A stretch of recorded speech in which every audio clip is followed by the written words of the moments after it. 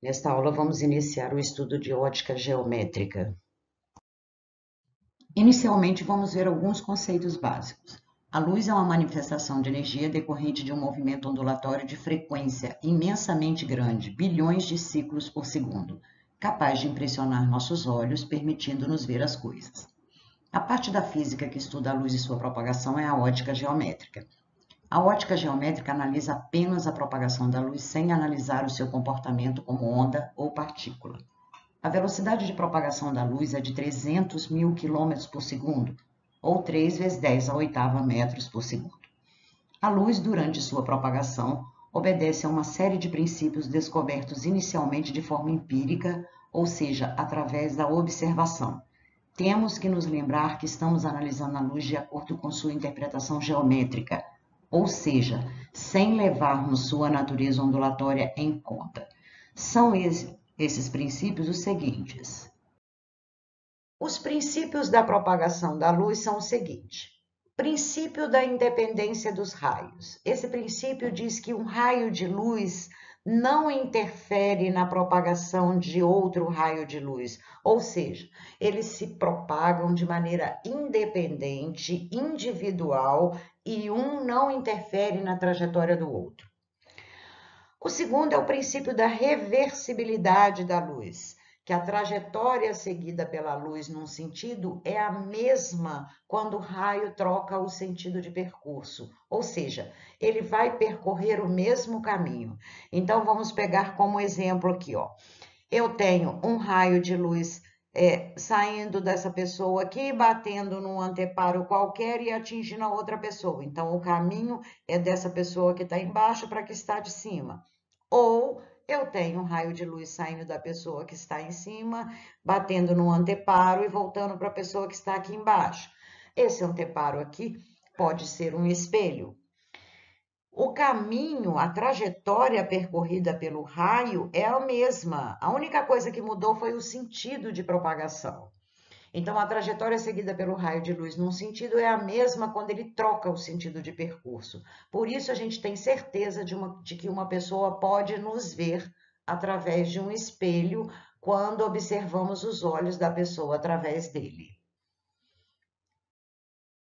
E o terceiro é o princípio da propagação retilínea dos raios luminosos. Esse diz que, em meios homogêneos e transparentes, a luz se propaga em linha reta. Isso significa que ela não faz curva. Se tiver alguma coisa no caminho dela, ela não vai sofrer desvio para passar por esse obstáculo. Ela pode bater no obstáculo e voltar, ou pode atravessar o obstáculo, certo? Mas sempre em linha reta. Agora, antes da gente iniciar o estudo dessa propagação da luz, nós temos que ter alguns conhecimentos básicos para analisar a propagação da luz. E o primeiro são as fontes de luz. A gente tem dois tipos de fontes de luz.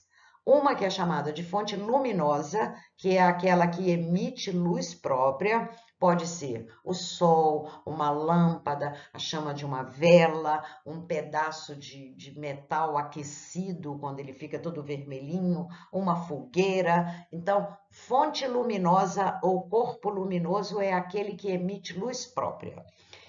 Fonte secundária ou corpo iluminado é aquele que reflete a luz que recebe de outras fontes. O principal exemplo que a gente tem é a Lua, mas os objetos, as pessoas, tudo que a gente vê é uma fonte secundária de luz ou um corpo iluminado. O espectro de luz visível. O espectro visível diz respeito às ondas eletromagnéticas cujas frequências são localizadas entre o infravermelho e o ultravioleta. Essas ondas, que têm frequências que se estendem de 4,3 vezes 10 a 14 Hz até 7,5 vezes 10 a 14 Hz, são aquelas que podem ser percebidas pelo olho humano e interpretadas pelo cérebro. As cores do espectro eletromagnético. A figura ao lado apresenta o espectro eletromagnético visível, mostrando o pico de frequência correspondente a cada cor. Vamos observar. Nós temos, em ordem crescente de frequência, nós temos vermelho, laranja, amarelo, verde, azul, anil e violeta. A menor frequência é a do vermelho, a maior frequência é a do violeta.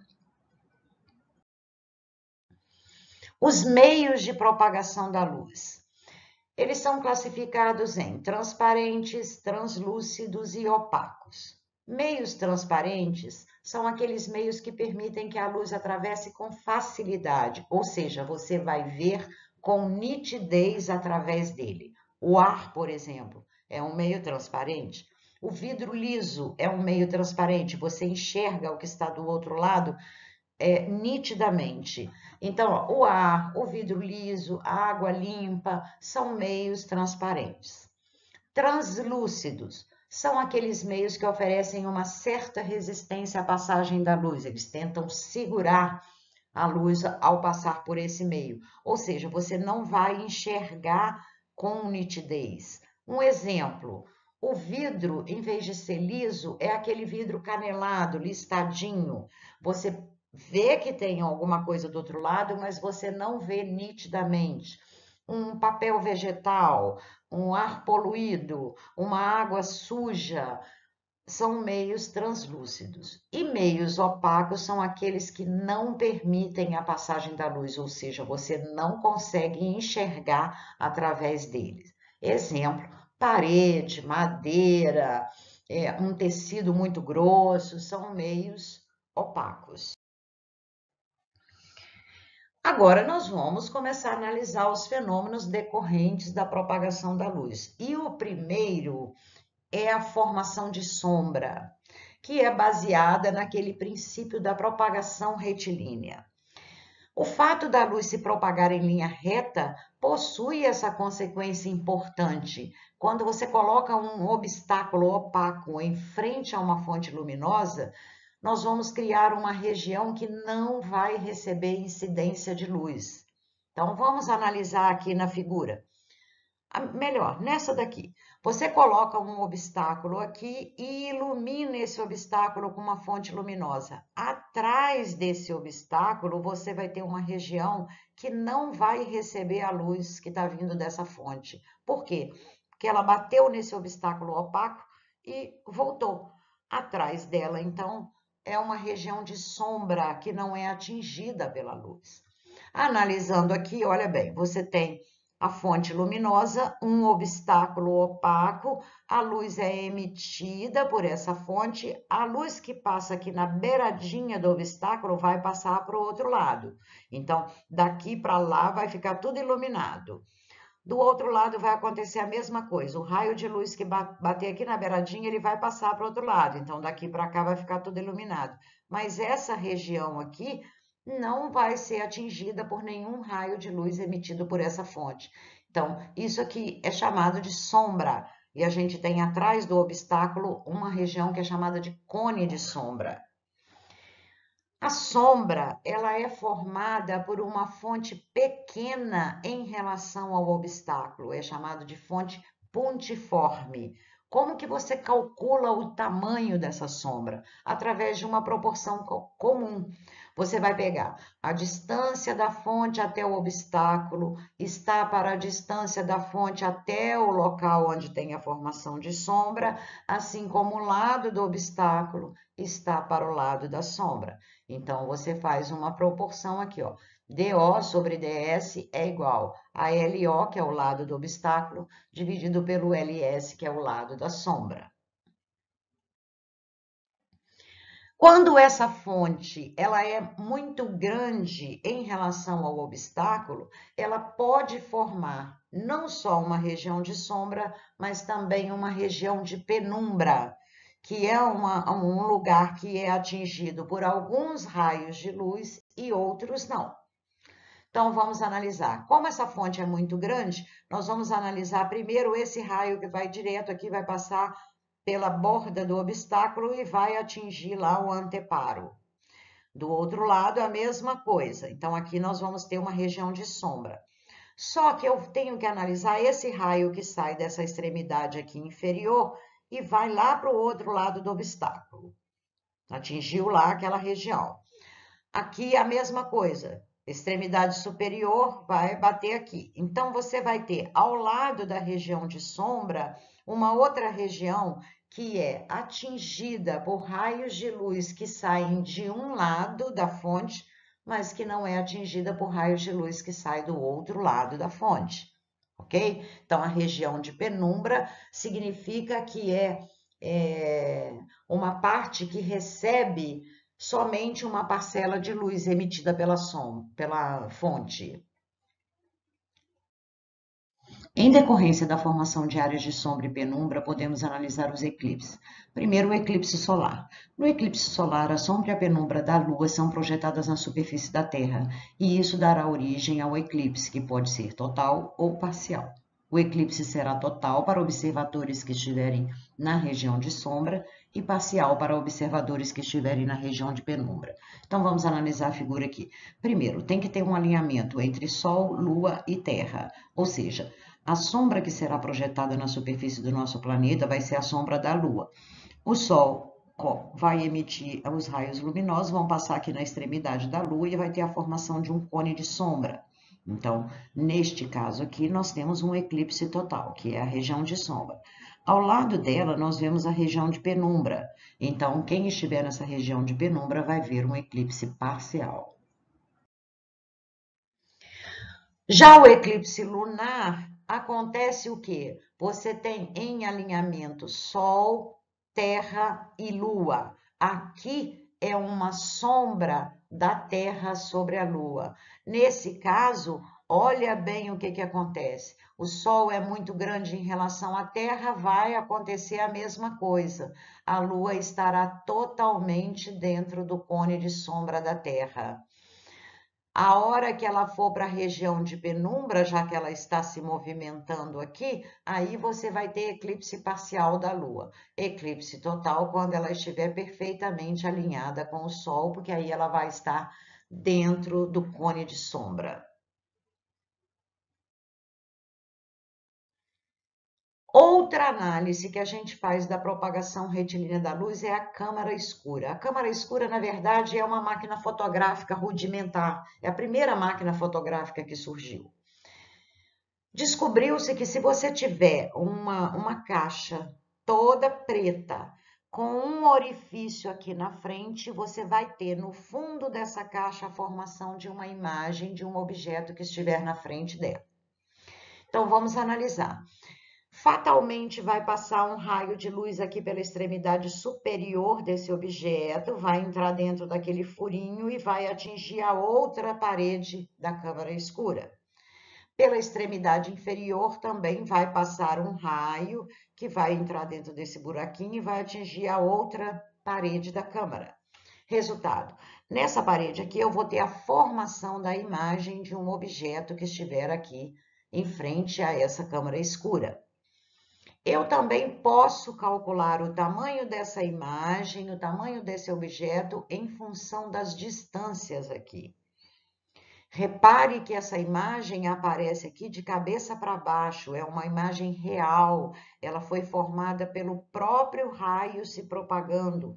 O raio não bateu em lugar nenhum, não voltou, então é uma imagem real, imagem formada pelo próprio raio luminoso. Como que a gente vai calcular o tamanho desse objeto e dessa imagem em função das distâncias? Vamos fazer a mesma coisa que a gente fez lá atrás para calcular a área de sombra. Vamos fazer uma proporção. A altura do objeto está para a altura da imagem, assim como a distância do objeto até a câmera está para a profundidade da câmera. Então, HO sobre HI está para DO sobre DI, que é aqui, o DI é onde a imagem será projetada.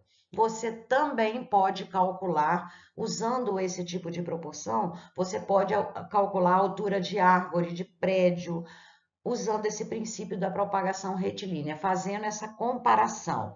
Tamanho da árvore está para o tamanho da sombra dela, assim como o tamanho de um objeto qualquer está para a sombra dele. Ou seja, para calcular qualquer coisa que é obtida através dessa propagação retilínea, a gente vai usar uma proporção entre os tamanhos, tá bom? Agora, os fenômenos da propagação da luz. A gente viu algumas consequências da propagação retilínea. Mas quando a luz está se propagando, tem dois fenômenos que são muito importantes: o fenômeno da reflexão e o fenômeno da refração. A reflexão é quando a luz bate num obstáculo opaco e retorna ao meio de onde ela partiu. E a refração é quando a luz bate num obstáculo que seja transparente ou translúcido e passa para o outro lado. Então, são dois fenômenos extremamente importantes da propagação da luz. E o primeiro que a gente vai ver é a reflexão. Então, o que é a reflexão? É o retorno do raio luminoso ao meio de onde partiu quando ele incide sobre uma superfície, podendo ou não haver mudança de direção. É o fenômeno responsável pela difusão da luz. Então, a reflexão causa esse fenômeno chamado de difusão. O que significa difundir a luz? Espalhar, certo? Então, a gente tem dois tipos de reflexão. A reflexão regular, que é obtida em superfícies perfeitamente planas e polidas, e a reflexão irregular ou difusa em superfícies rugosas, que não são planas, perfeitamente planas e polidas, elas têm porosidade, é uma superfície irregular. Aqui nesse tipo de reflexão, os raios chegaram aqui todos paralelos, estão retornando todos paralelos. Eles tiveram uma mudança na direção de propagação, mas que eles continuam se propagando de forma paralela. Essa é a reflexão obtida nos espelhos. Aqui eu tenho mesmo conjunto de raios paralelos batendo nessa superfície irregular, mas quando eles retornam em direções diferentes, cada um deles vai para um lado. É essa reflexão difusa que nos permite enxergar os objetos, tá? Por exemplo, quando a luz bate numa flor, numa parede, você consegue ver a parede, consegue ver a flor, exatamente por causa desses raios refletidos irem para direções diferentes. No espelho, você olha através de um espelho, você não vê o espelho, você vê imagens formadas por ele, mas você não vê o espelho. Então, na reflexão regular, você tem condições de observar imagens. Na reflexão irregular ou difusa, você consegue observar os objetos.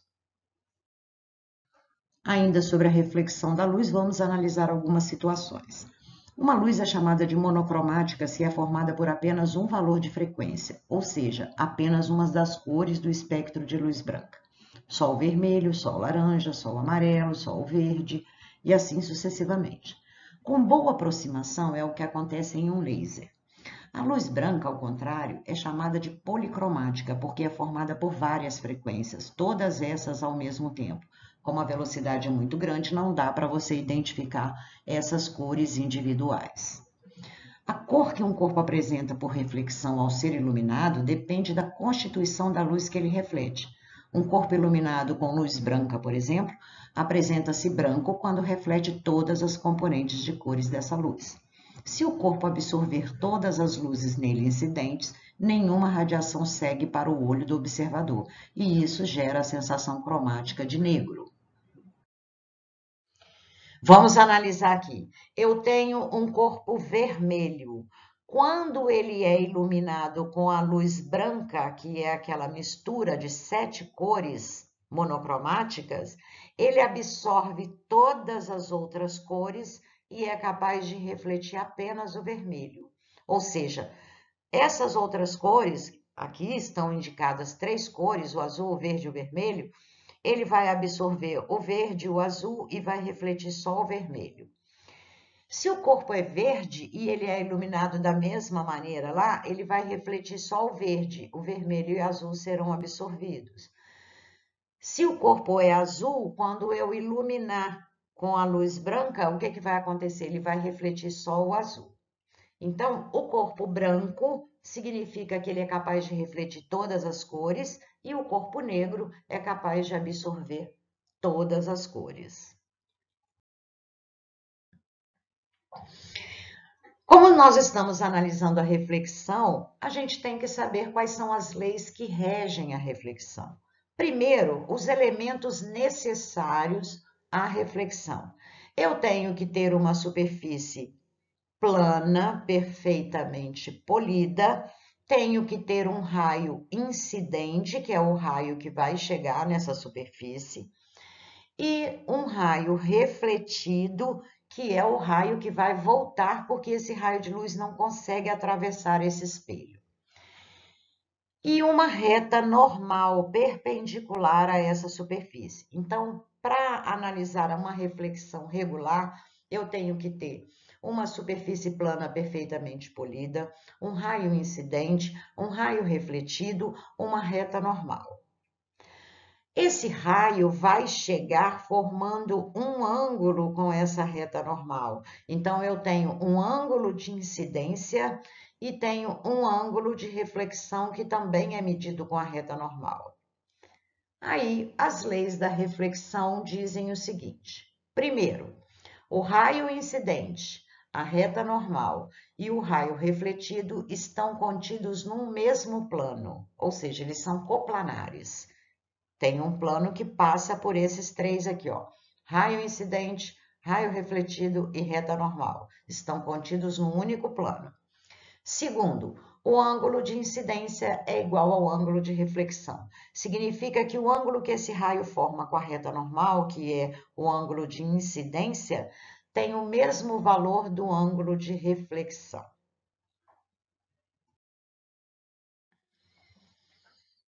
Sabendo dessas leis, nós podemos analisar a formação de imagens em espelhos planos. Primeiro, para eu ter a formação de imagens, eu tenho que ter o cruzamento de pelo menos 2 raios refletidos.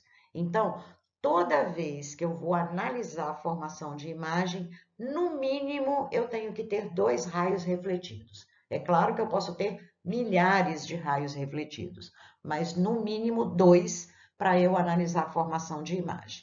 Então, vamos analisar na figura aqui. Eu tenho um espelho plano, um objeto foi colocado diante desse espelho. Onde será formada a imagem desse objeto? Eu vou pegar um raio de luz que vai chegar no espelho, formando um ângulo de 0 graus com a normal, que é aqui perpendicular ao espelho.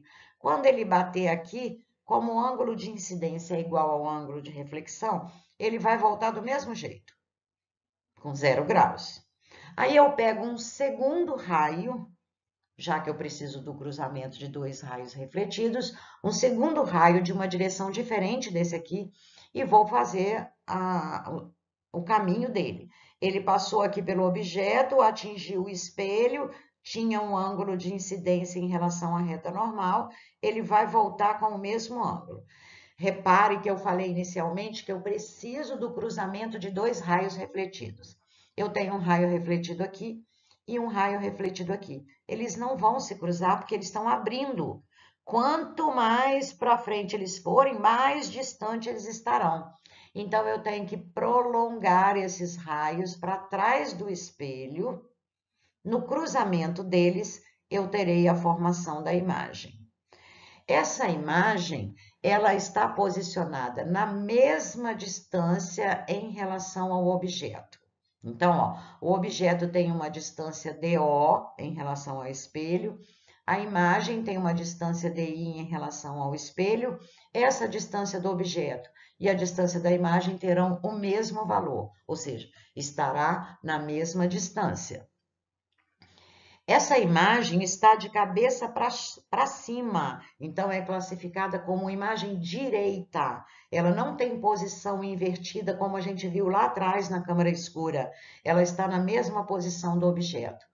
Só que ela está num lugar que de fato não existe. Esse espelho é fininho. Como que essa imagem pode estar lá dentro desse espelho, atrás dele? Já que ele é opaco. Então, ela é chamada de virtual exatamente por isso, porque ela é formada num local que realmente não existe, tá? Então, ela é chamada de imagem virtual, direita e do mesmo tamanho do objeto. A única modificação que essa imagem sofre é um giro de 180 graus em relação ao objeto. Se você chegar diante de um espelho plano e levantar a mão direita, a sua imagem levanta a mão esquerda. Então, ela gira 180 graus em relação ao objeto. Associação de espelhos. Podemos fazer uma associação de dois espelhos planos. Quando um objeto é colocado entre esses dois espelhos associados, que formam entre si um ângulo qualquer, resultam várias imagens. O número de imagens vai depender do ângulo formado pelos espelhos. Podemos calcular esse número de imagens usando a relação. Número de imagens é igual a 360 dividido por alfa menos 1, onde alfa é o ângulo entre os dois espelhos. Então, vamos ver na figura aqui, a gente tem 4 imagens. Então, 4 é igual a 360 dividido por alfa menos 1. 4 mais 1, passando esse 1 para o primeiro membro, igual a 360 dividido por alfa. Alfa será igual a 72 graus. Já quando eu provoco um deslocamento de um espelho, eu vou provocar um deslocamento da imagem também. Só que o deslocamento da imagem será 2 vezes maior que o deslocamento do espelho. Então, ao deslocarmos um espelho de uma distância d, a imagem de um objeto colocado diante dele vai deslocar 2d. Vamos analisar a figura. Eu tenho um espelho aqui numa posição 1, um objeto diante dele, ele forma desse objeto uma imagem 1, a uma distância igual à distância do objeto. Quando eu pego esse espelho e levo para uma posição 2, vai ter a formação de uma nova imagem em relação a essa nova posição, que vai ser a imagem 2. Aqui, ó, a mesma distância do objeto, essa imagem será formada em relação à posição 2 do espelho. Se eu medir o deslocamento sofrido pela imagem 1 até a imagem 2, eu terei o dobro do deslocamento que foi feito sobre o espelho. Então, ao deslocar o espelho uma distância d, a imagem deslocará 2d. É por isso que quando a gente está dentro do carro, olhando através do retrovisor, com o carro em movimento, você tem a impressão de quem está atrás tem muito mais velocidade. Por quê? Enquanto você anda com seu carro uma distância d, a imagem formada pelo espelho retrovisor vai andar uma distância 2d. Então, a impressão que você tem é que a velocidade é muito maior do que realmente é. Eu espero que vocês tenham entendido essa parte inicial. O que é importante dessa aula é aquela parte de sombra, penumbra, a parte dos eclipses, determinação da altura de um prédio, do tamanho de uma sombra. Espelho plano, só a classificação de imagem, já que a gente tem uma distância de objeto e imagem igual, um tamanho de objeto e de imagem igual. Então, não é muito cobrado isso não, porque é considerado uma parte mais fácil. Então, dessa aula, o que é importante? A parte das cores, que é do fenômeno da difusão na reflexão, a parte de formação de sombra, onde eu posso calcular altura e tamanho de imagens formadas por câmera escura, área de sombra e tudo mais, e a associação de espelhos, que tem aquela limitação na quantidade de imagens que a gente viu no slide anterior. Então, essa é a parte importante para a prova do Enem. A próxima aula que nós vamos ter de ótica já será sobre espelho esférico, que é muito importante para a prova do Enem. Entendido? Até a próxima!